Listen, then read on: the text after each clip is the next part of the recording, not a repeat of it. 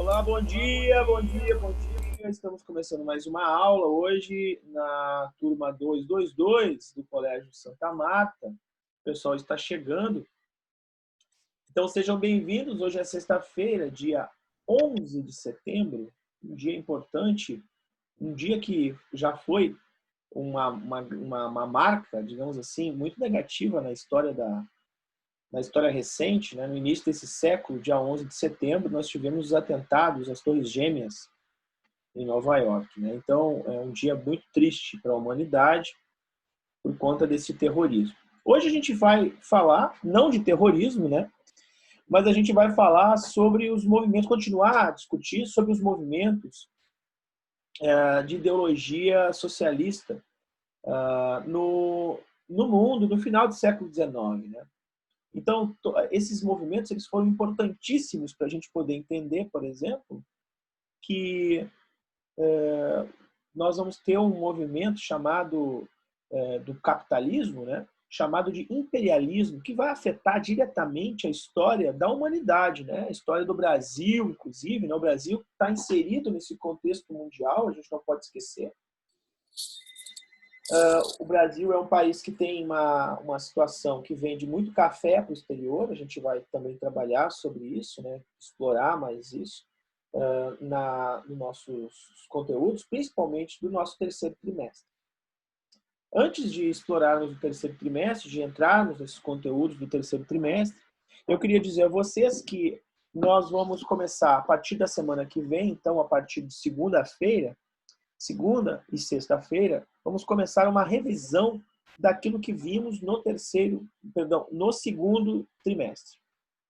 Então, o que nós vamos revisar?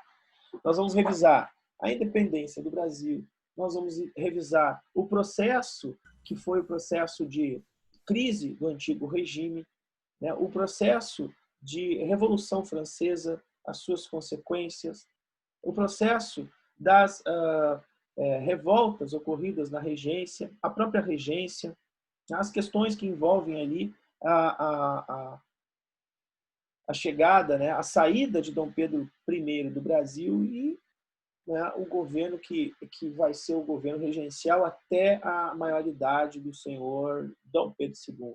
Né? Então, vamos revisar todos esses contextos aí históricos até a nossa próxima prova, que provavelmente vai avaliar o segundo trimestre. Então, vocês fizeram uma prova de avaliação do primeiro trimestre. Eu lembro vocês também que quem não entregou, por favor, entregue as ponderações do primeiro trimestre, né? Eu já corrigi muitas das ponderações que foram entregues, eu até peço desculpa a vocês, eu estava cobrando alguns alunos, né? E os alunos já haviam entregue e tal, então eu já corrigi, quem eu corrigi, eu já enviei a nota, inclusive, para essas pessoas, né? Então é isso, certo? Então hoje a gente discute as teorias, ou melhor dizendo, nós vamos discutir os socialismos, né? As várias formas que vai se manifestar, socialismo científico, socialismo utópico e o próprio anarcossindicalismo e também a teoria religiosa. E depois nós iremos começar uma série de revisões. Ficou alguma dúvida? Alguém gostaria de comentar alguma coisa? Não? Então eu desejo um bom dia a todos que estão aqui presentes, né? Estamos em 11 pessoas aqui, 12 comigo. Então vamos para a nossa aula. Pedir licença para vocês, para a gente compartilhar aqui com vocês a tela, né, do nosso encontro. Muito bem. Então, vamos aqui às teorias que são chamadas de teorias...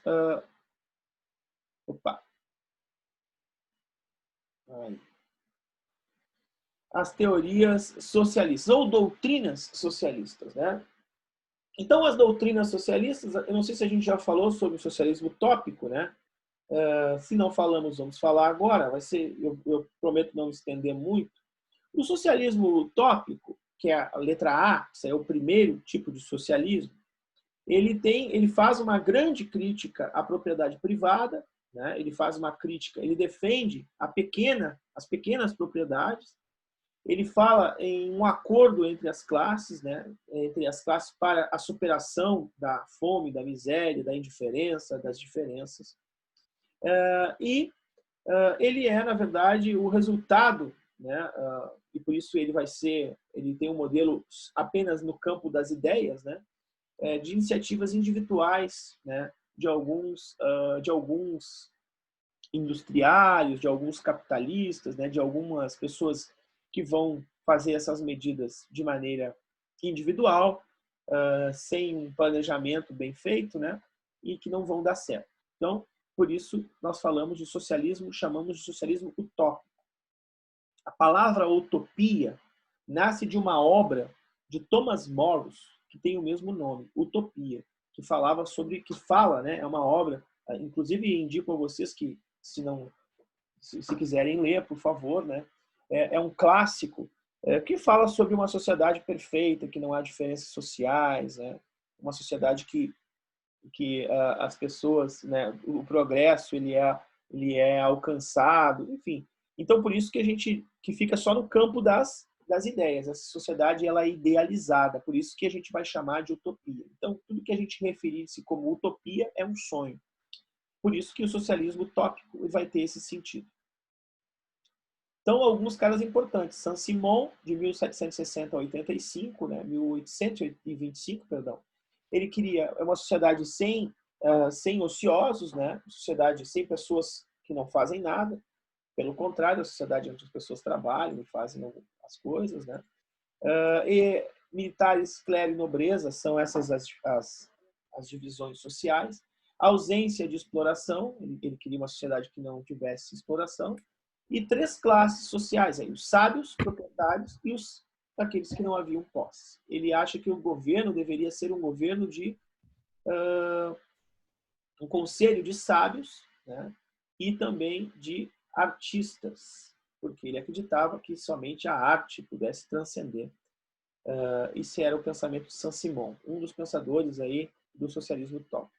Charles Fourier, ele era um empresário e ele promoveu os chamados falastérios. O que são os falastérios? Falastérios eram grandes corporações, são fazendas coletivas de agroindustriais que plantavam, colhiam, criavam animais, né?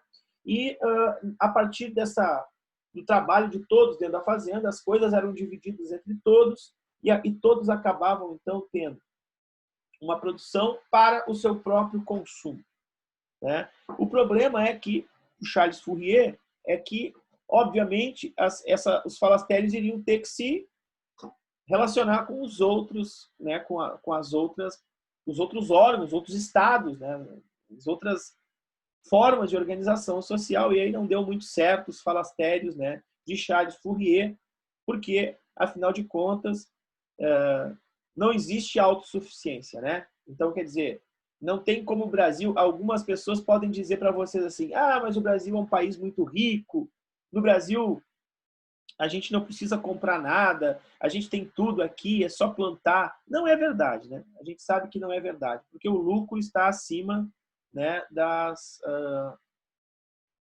está acima em muitas coisas, né? Por exemplo, vamos pegar o exemplo do arroz, né? Vocês devem ter acompanhado aí recentemente, o preço do arroz ele aumentou consideravelmente, ele subiu o preço consideravelmente. E aí, ao mesmo tempo que o arroz sobe o preço, o Brasil é o maior produtor de grãos do mundo. Então, como é que pode isso, né? Como é que pode o preço do arroz ter aumentado tanto na nossa mesa, na mesa aí da família de vocês, da minha família, se nós somos o maior produtor de arroz? Olha só que contradição, né? Mas, na verdade, o que acontece? Opa, caiu aqui. Espera aí. Deixa eu interromper e voltar. O que acontece, né? Para que a gente tenha esse aumento no preço do arroz? Na verdade, o que ocorre, pessoal, é que o Brasil acaba vendendo, os empresários brasileiros acabam vendendo o arroz porque vendem o arroz para o exterior, para a China, em dólar, né? Então, 1 quilo de arroz, ele vai vender em dólar. $1 Se ele vender 1 quilo de arroz por $1, ele vai ganhar o quê? R$ 5,30, né? Aqui no Brasil, então ele vende todo o arroz dele, porque ele vai ganhar muito dinheiro. E aí, o que que acontece? Falta arroz aqui. E aí a gente tem que comprar arroz de quem? Do exterior. Olha só, então a gente vende todo o nosso arroz para depois comprar arroz para a nossa sociedade consumir. E aí isso torna o preço do arroz muito caro. Então, Charles Fourier, basicamente, com os falastérios, não vai adiante, porque, obviamente, vai faltar alguma coisa dentro desses falastérios e quando ele tiver que comprar ou trocar, ele vai ter desvantagens. Robert Owen, né, que vai de 1771 a 1858, que ele vive, né, ele vai defender a melhoria das condições dos trabalhadores nos setores fabris, né, nas fábricas. E que tipo de melhoria de condições seriam essa, né? Na verdade, ele defende que as pessoas tenham mais direitos. Isso é uma coisa óbvia para nós hoje, né? Então, hoje, falando sobre as condições de trabalho, né? Que o trabalhador tem que ter o mínimo necessário para ter segurança dentro de uma fábrica, como, por exemplo, roupa de proteção, luva, equipamento de proteção, chamados EPIs. Isso é uma coisa hoje, né, gurizada? Então, hoje a gente tem essa noção, essa consciência. Mas lá naquele período histórico, naquele momento histórico, os grandes empresários e burgueses, eles queriam lucro. Então, as pessoas pouco importavam para eles, né? Se as pessoas estavam tendo condições necessárias. Então, ele vai à falência, né? E aí ele vai criar os trade unions, que seriam os sindicatos. Bom, depois do socialismo utópico, a gente tem o socialismo científico. Esse socialismo é o mais conhecido. É o mais conhecido porque é o mais combatido, inclusive, né? Combatido por quem? Combatido pelo mundo conservador, basicamente, né? Pelo mundo conservador que não vê a possibilidade de um Estado progressista. E o que é um Estado progressista, né? O que é ser progressista? Ser progressista é querer a melhoria, né? E não é melhoria somente para um setor da sociedade, é melhoria para todos os setores da sociedade. Esse que era a grande proposta, né, revolucionária do socialismo científico, né? Que vão ter os seus idealizadores na figura do senhor Karl Marx, que vive de 1818 a 1883. Ele vai escrever, entre outros livros, o Manifesto Comunista, em 1848, e o Capital, em 1867. Essa obra aqui, a última dele, é a mais importante. As duas são importantes, tá? Mas a última, sem dúvida, é a mais importante, a mais densa. Esse manifesto comunista aqui na verdade, é um panfleto, é um manifesto mesmo, é um panfleto, é um livrinho bem pequenininho. Esses dias encontrei no aeroporto, antes de voar, tinha naqueles pockets, sabe, aqueles que vendem. Então estava sendo vendido ali o Manifesto Comunista. É um livro que vale a pena ler para a gente entender o que ele quer dizer. Friedrich Engels também ele vai ser o idealizador do socialismo científico. E quando a gente fala isso, e aí esse cara vive de 1820, então ele é contemporâneo aí, né? E vive um pouco mais do que o Marx, vive até 1895. Ele escreve As Origens da Família, a origem da família, da propriedade privada e do Estado. O Engels, ele é um cara que ele nasce em berço de ouro. Então ele é um filho de burguês. E ele acaba escrevendo, né, uma importante obra com Marx, eles se tornam grandes amigos, né, criticando a ação do seu pai, né, que era empresário, né, da sua família, né. Então, falando sobre a situação do trabalhador. Diferente do socialismo utópico, que é no campo das ideias, do sonho, o científico, e a gente sabe o que significa ciência, é aquilo que pode ser realizado, aquilo que pode ser, então, projetado, aquilo que pode ser provado, né?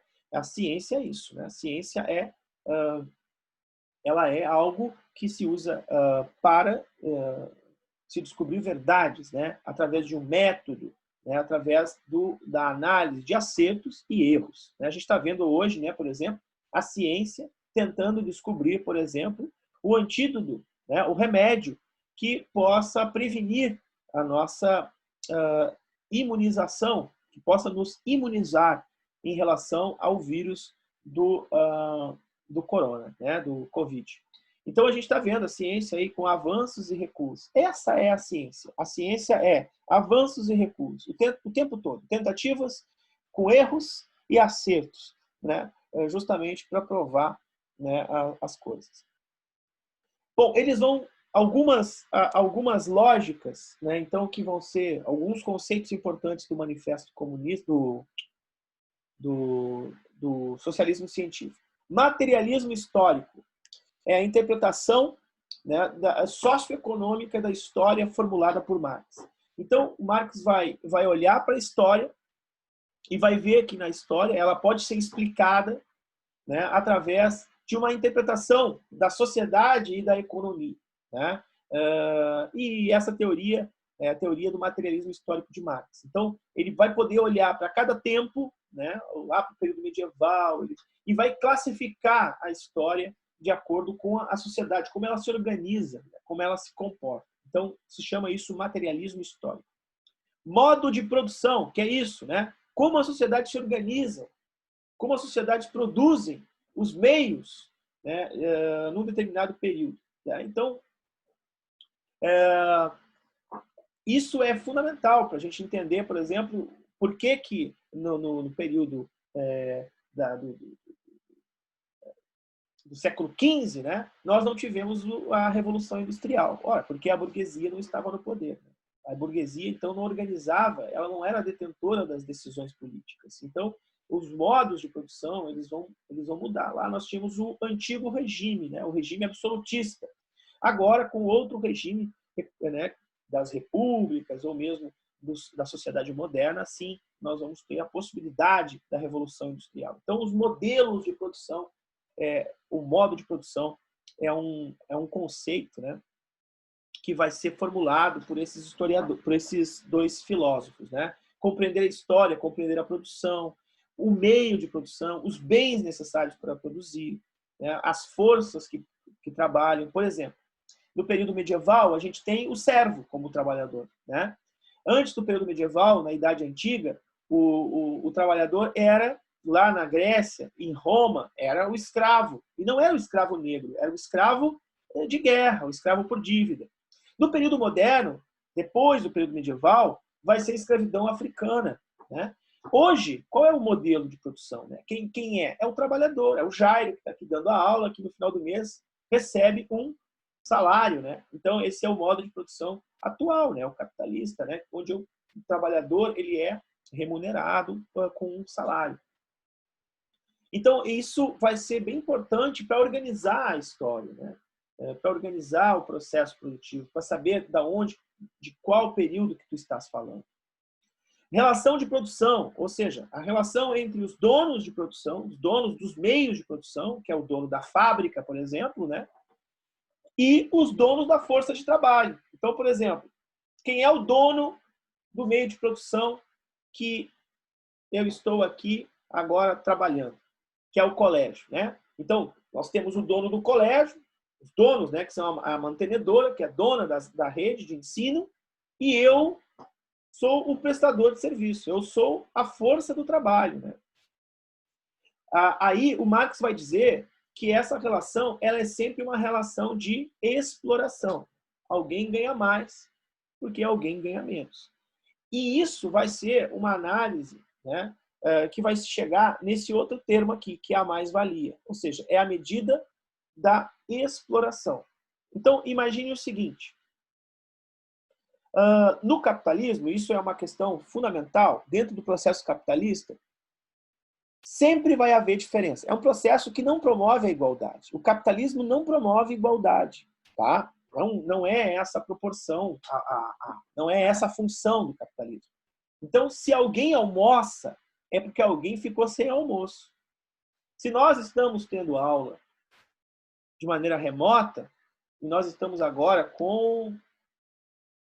estamos com 13 alunos aqui na sala de aula, os outros 20 alunos colegas que vocês têm, não entraram na nossa aula de hoje porque não quiseram entrar. Ou porque não puderam, estão sem luz, estão sem internet, ou mesmo não tiveram tesão de entrar, né? Não tiveram vontade. Não quiseram, hoje eu não vou assistir aula de história. Então, isso é opção. Eu opto por não entrar, né? Ou eu tive algum problema com a minha máquina. Agora, quantas criaturas de 14, 15 anos, que estão no segundo ano, 16 anos, que não conseguiram entrar porque não tem computador, porque não tem uma mesa, não tem um telefone celular que possam assistir uma aula, e muito menos um colégio que transmita as aulas de maneira remota. Nós temos muitos. Então, enquanto tu está aqui assistindo a minha aula, e quando eu falo tu, eu falo da Rafael, do Leandro, do João, do Guilherme, do Vitor, né? Essa galera toda aqui. Enquanto tu, Virginie, tu, Jéssica, está assistindo a minha aula, provavelmente nós temos muitos alunos de segundo ano que não estão assistindo a aula, e isso, então, é essa relação de produção, né? Ou seja, é uma relação que, enquanto uns têm, outros não têm. Isso é o capitalismo, basicamente, certo? Seguindo, propriedade privada. O Marx e o Engels vão falar que a propriedade privada é o motivo básico da exploração. E ela deve ser abolida, de acordo com esses caras. A propriedade privada tem que ser abolida. Essa é a ideia fundamental. Então, o que é o motivo de exploração? Para a gente ter uma ideia, né? O Brasil é, sem dúvida alguma, o maior país da América Latina. O maior país em tamanho. Os donos da terra no Brasil, os donos de 100% da terra do Brasil, é 10% da população brasileira. Não chega nem a 10% da população brasileira. Os donos da terra. Dono diretamente da terra. E a terra é onde a gente pisa, onde a gente constrói a nossa casa, onde a gente constrói a nossa vida, onde a gente vive. E o resto, os 90% da população brasileira não são donos de nada. Então, imagine que os detentores, né, dos bens, né, é o motivo básico da propriedade privada, eles detêm poder. Então, o Estado é um instrumento de poder, do poder dos donos dos meios de produção. E por isso, então, que há, e aí eles escrevem um outro conceito, que existe a luta de classes por isso. O que é a luta de classes? Eles vão dizer que a luta de classes, ela é o motor, é o transformador, é o agente transformador da história. Porque é entre os proprietários, que são os burgueses, e os proletários. Então, basicamente, eles vão dizer que o socialismo é a ditadura do trabalhador, que é a eliminação da propriedade privada, coletivização das coisas, o fim da exploração e da luta de classes e a etapa de transição para a posterior eliminação do Estado e da implantação do comunismo. Então, para os socialistas, não existe Estado, né? Ou seja, o caminho para se chegar ao comunismo passa pelo capitalismo, passa pelo socialismo, que tem Estado, até chegarmos no comunismo. É bem complexo essa teoria então, que está assentada no livro, né, O Capital, ou nos livros O Capital. Certo, pessoal? Então, esses são algumas teorias do socialismo científico. Bom, sobre o socialismo utópico e o socialismo científico, vocês têm alguma pergunta? Só para a gente não deixar muito distantes. Não sei se alguém gostaria de fazer algum comentário, fazer alguma pergunta.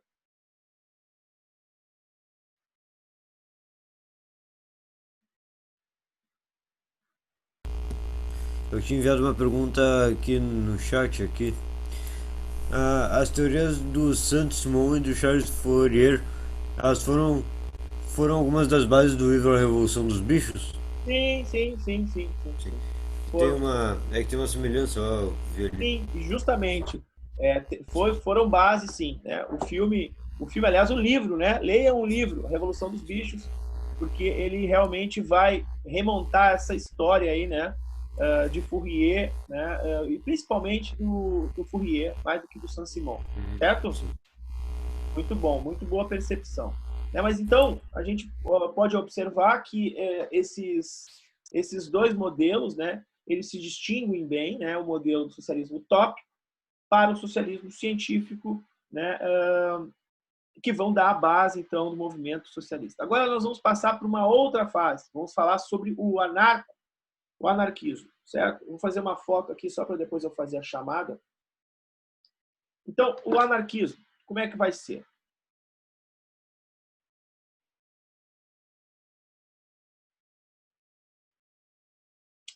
Está aqui.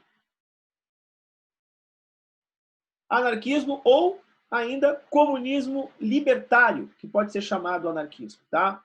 O anarquismo tem aquele A, né, que é um A cruzado num círculo, né? Esse é o símbolo do anarquismo, né? Socialismo é esse símbolo aqui, ó, né, da foice e desculpa, e do martelo. Então, é a supressão de toda forma de governo. Então, o anarquismo, ele não aceita a chamada hierarquização. Não existe hierarquia. Ninguém é mais superior do que o outro. Não existe alguém que manda e alguém que obedece. Não. Por isso, então, que os anarquistas acreditam que não deve haver nenhum tipo de segregação, de supressão, né, de uma forma de um governo sobre alguma coisa, né? Então, por isso que muito do termo do anarquismo, né, vai ser usado como sinônimo de bagunça, porque não tem uma ordem central. É por isso que a tua mãe entra no teu quarto, né, e diz assim: nossa, esse quarto está virado, isso aqui está uma anarquia, né? Então, este termo, anarquismo, ele vai ser vulgarizado nesse sentido, mas ele tem uma função importante, né, o anarquismo. Ele vai ter, inclusive no Brasil, um movimento bem importante para justamente ganhos sociais. Então ele prega o quê? A liberdade geral, né? que exista uma liberdade geral, que ninguém fique submetido a um sistema de opressão, mas ele pressupõe que, por exemplo, uma sociedade ideal, né? Que é uma sociedade ideal? Uma sociedade que não tenha pessoas problemáticas, como a nossa sociedade, né? Nós temos pessoas problemáticas na nossa sociedade. Por exemplo, pessoas que são cleptomaníacas, pessoas que são que têm problemas mentais, né? Então isso não é uma sociedade ideal, né? A gente tem que saber lidar com as pessoas que são assassinos, né? Com estupradores. A gente tem que saber lidar com ladrões, com pessoas que não têm ética. A gente tem que saber lidar com isso, né? E por isso então que esses caras vão pregar uma anarquia, né? Uma contra a propriedade privada, contra a exploração de qualquer tipo de hierarquia, de governo, exército, igreja, partido. Eles são contra partidos, contra a igreja. Tudo que tiver um comando, eles são contra. E mais radicais do que o socialismo. Eles são extremamente radicais, né? E ainda eles têm uma passagem imediata ao comunismo, do comunismo, e eliminando o Estado. Diferente do socialismo, né, que a gente viu agora há pouco. Alguns caras importantes nesse modelo. Mikhail Bakunin, que é o maior líder anarquista, ele pregava o anarquismo terrorista, né? E o método seria a violência, o objeto, a destruição de toda a ordem de controle burguês, né? Ou seja, o fim dos ricos, né? A expropriação das posses das pessoas ricas, dos industriários e tal. Pierre Proudhon, que questionava o que é propriedade privada, né? Aqui, o que é propriedade, né? Ele aceita pequenas propriedades apenas, né? Empréstimos sem juros compensatórios. Então imagina o seguinte, ó, o Pierre Proudhon, por exemplo, ele acreditava, né, que as pessoas pudessem pegar dinheiro emprestado e devolver depois o mesmo dinheiro que pegaram emprestado. A gente sabe que isso não existe, né? Que se a gente fica devendo, a gente paga o quê? Paga os juros, né? Que é o lucro, né? De quem empresta o dinheiro, né? Que é a lógica capitalista, né? Então ele era contra isso. O Estado, na visão dele, seria abolido e a república de pequenos proprietários, né? Ou seja, ele pensava em dividir a grande propriedade em várias pequenas propriedades. E outros pensadores, como Tolstói, como o Kropotkin, né? Enfim, são pensadores aí do chamado anarquismo. Tá aqui os caras, né? O Proudhon, o Bakunin, Tolstói e Kropotkin. Nós temos, então, por último, a doutrina social da Igreja. E o que é a doutrina social da Igreja? O Papa Leão XIII, então, vai escrever a encíclica, né, de Rerum Novarum em 1891, né, contra a exploração dos trabalhadores, né, contra a exploração dos proletários, dos trabalhadores, dos operários, aqueles que operam as fábricas. Ele era contra a luta de classes e contra o marxismo, né, contra o socialismo científico, então, e por uma razão muito cara, né, porque Marx vai chegar a dizer que a igreja, né, ela é um instrumento de ideologização. Enquanto as pessoas estiverem sendo comandadas pela igreja, né, ou orientadas pela igreja, né, elas vão estar, digamos assim, com um brete, né, vão estar cegas e tal. Então, por isso, a luta da igreja contra o marxismo, né, contra essa ideia de Marx, né, de, digamos assim, agnóstico, né, de ser não ser tão dependente das coisas quanto da igreja. Então, a religião era instrumento de reforma e de justiça social, dizia o Papa Leão, né? Um instrumento de reforma, ou seja, como está, tá bom, mas vamos melhorar, deixar como está, e vamos promover a justiça social. Então, queria a igreja o quê? Que o trabalhador tivesse melhores condições de vida. Vejam que todos esses movimentos, todos eles, socialismo utópico, socialismo científico, o anarquismo e até a doutrina social da igreja, são movimentos para que torne a vida do trabalhador, daquele que só tem a força de trabalho, um pouco melhor. Para que o trabalhador ganhe um pouco mais, para que ele possa comer melhor, para que ele possa vestir melhor, para que ele possa morar melhor, para que ele possa ter uma qualidade, para que ele possa ter justiça social. Então, basicamente, a história, né, desses movimentos que ocorrem na segunda metade do século XIX, movimentos que ocorrem na Europa, é uma pressão muito grande nos grandes proprietários de indústria, porque eles vão ter que eles vão ter que abrir mão de uma parte do seu lucro para estender esses benefícios às pessoas. Estão entendendo?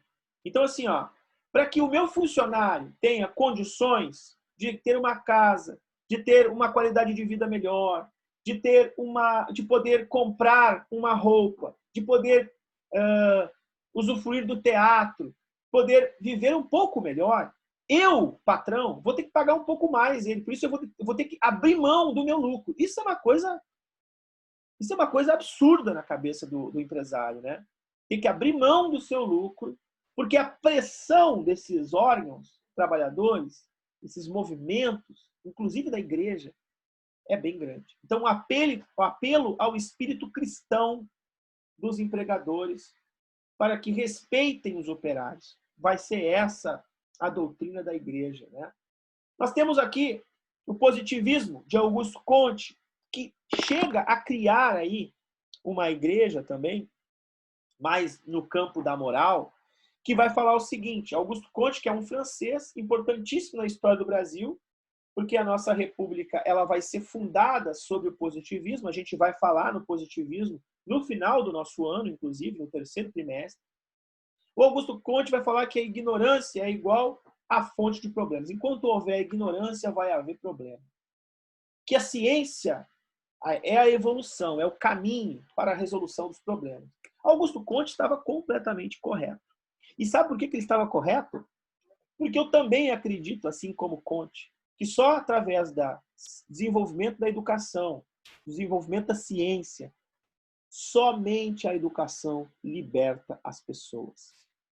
Certo? Então, ele vai dizer que a elite intelectual, que é o que está no governo, né, é a grande protagonista. Ela tem que protagonizar a ciência. Ela que tem que gerar condições para que as pessoas possam pensar, possam viver melhor, saber que tem que lavar a mão, porque senão morre de coronavírus. Isso é ciência. Se proteger colocando uma máscara, né, porque não é só a proteção individual, mas proteger e respeitar o outro. Isso é desenvolvimento científico. Né? Isso é ter consciência em si sobre o teu papel na sociedade. Então, ele era contra a democracia, o Augusto Comte, ele era a favor, né, de uma sociedade que fosse governada por uma intelectualidade e que a possibilidade dos ignorantes se interferirem politicamente. Olha só. Então, o medo de Augusto Comte é que o ignorante assumisse o governo de um país. O ignorante burro que assumisse um governo. Esse era o grande temor do Augusto Comte. Né? E a gente tem relatos aí, né, de que vários ignorantes estão assumindo vários países no mundo. Né? E isso é uma pena, né? Porque o Augusto Comte deve estar se revirando no túmulo em Paris, né? Porque está morto lá em Paris. O lema da nossa bandeira, inclusive, leva o lema do positivismo: ordem e progresso. Queridos, a aula de hoje era a aula, então, foi a aula que nós falamos sobre o comunismo, socialismos, né? Socialismo utópico, socialismo científico, falamos sobre anarquismo, ou ainda comunismo libertário, e falamos sobre doutrinas e positivismo, doutrina da religiosa e positivismo. Faltando agora menos de 1 minuto para nós terminarmos a nossa aula, eu desejo a vocês, queridos, espero que tenha ajudado hoje, um excelente final de semana. Mas antes disso, na aula que vem, então, nas outras 2 aulas, nós iremos discutir, né, para quem chegou depois, iremos discutir os assuntos do nosso segundo trimestre novamente. Certo? Um grande beijo a todos, um abraço, um bom fim de semana, se cuidem e a gente se vê a partir de segunda e sexta-feira da semana que vem. Um abraço, valeu, tchau. Pai, tchau. Tchau, senhor. Bom fim de semana, valeu. Tchau, senhor. Valeu.